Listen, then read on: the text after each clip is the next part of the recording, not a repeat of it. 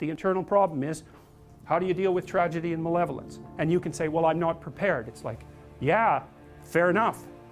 Unsurprising, especially if you were overprotected as a child. It's not a good idea to overprotect your kids, because the snakes are going to come into the garden no matter what you do. And so then you, instead of trying to keep the damn snakes away, what you do is you arm your child with something that can help them chop them into pieces and make the world out of them.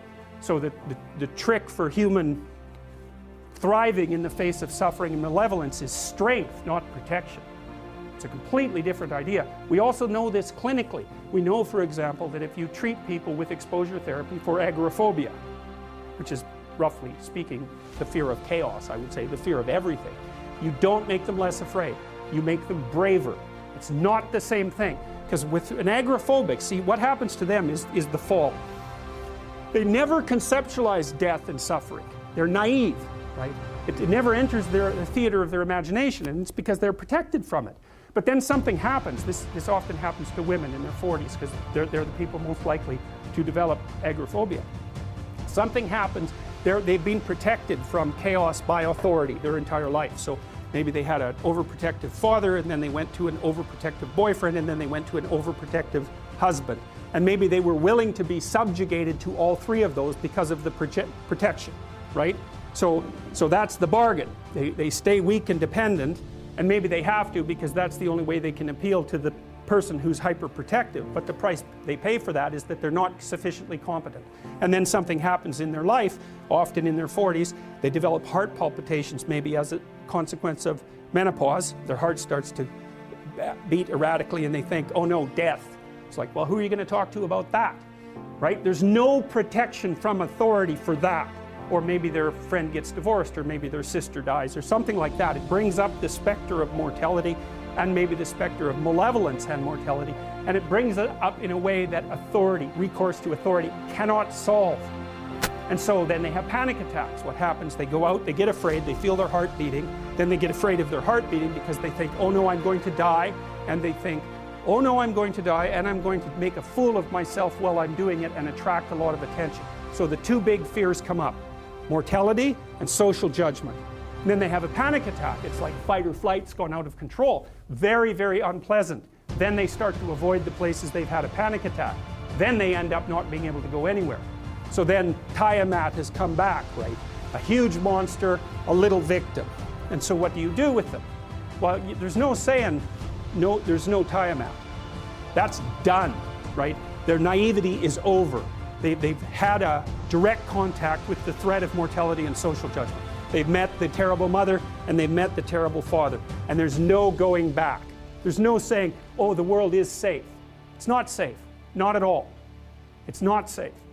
The fact that you think it's safe means that you were living in an unconscious bubble that was sort of provided to you by your culture. It's a gift.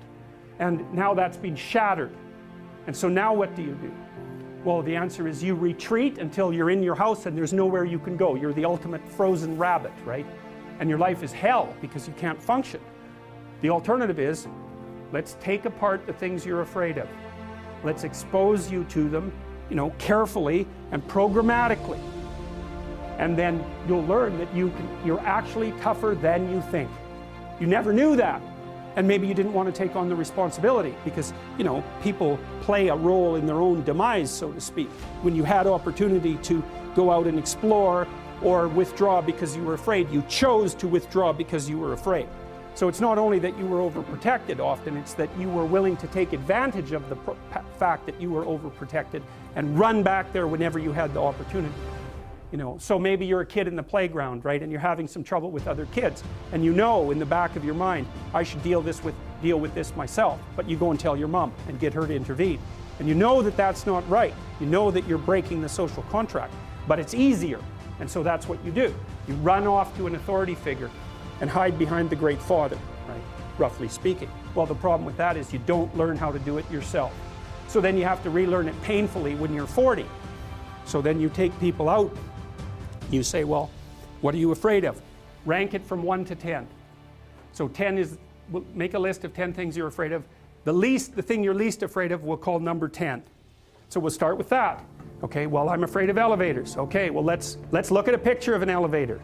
Let's have you imagine being in an elevator. Let's go out to an elevator and let you watch the terrible jaws of death open, because that's how you're responding to it symbolically, right? And you're going to do that at the closest proximity you can manage.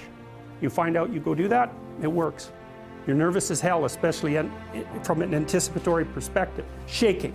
You go out, you stop, you watch it happen, and you actually calm down. You do that 10 times and it no longer bothers you. Well, what you've learned that you didn't die, but more importantly than that, you've learned that you could withstand the threat of death. That's what you've learned. And then you move a little closer, and then you move a little closer, and then you move a little closer, and finally you're back in what's no longer the elevator from a symbolic perspective. It's a tomb, right? It's a place of enclosure and isolation. And you learn, turns out I can withstand that. And then you're much more together, much more confident. And that's often one of the things that often happens in situations like that. I've seen this multiple times, is that if you run someone through an exposure training process like that and toughen them up, they'll often start standing up to people around them in a way they never did before, because they wouldn't stand up for themselves before, because they weren't willing to undermine the protection. See, if you're protecting me, I can't bother you, because I can't afford to forsake your protection. So if I'm going to play that game, I'm going to hide behind you, then I can't challenge you. So that's no good, because that's sometimes why people, you see this with guys very frequently, they're still deathly afraid of their father's judgment when they're in their 30s or 40s. It's like, well, why? No, because they still want to believe that there's someone out there that knows. And so they're willing to accept the subjugation, because it doesn't force them to challenge the idea that there's someone out there that knows. Because that's the advantage of having your father as a judge, right? Because he knows. Well, what if he doesn't? What if no one knows any better than you? Well, that's a rough thing. You don't, until you realize that, you're not an adult, right? That's really technically the point of realization of adulthood, is that no one actually knows what you should do more than you do. I mean, it's a horrible realization, because what the hell do you know? It's a terrible realization, and people will often pick slavery, permanent slavery, to the spirit of the Great Father, let's say, over that realization, and it's completely understandable. But the problem with it is that there's more to you than you think, and so if you continue to hide behind that figure, then you never have a chance to understand that there's more to you than you think, far more to you than you think. Maybe there's enough to you so that you can actually withstand the threat of mortality without collapsing. Maybe even withstand the threat of malevolence without collapsing. Who knows? It's certainly possible. And it's not an abstract question. It's exactly the sort of question that you address in the psychotherapeutic process. It's always the question that you address. And the answer is often in the affirmative, because people can get unbelievably tough.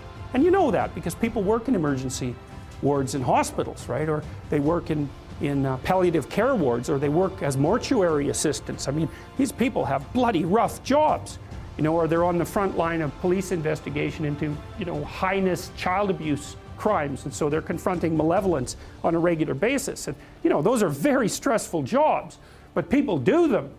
And some people do them without even being damaged by them, although that's a harder thing, because you can see horrible things, you know, things you'll never forget.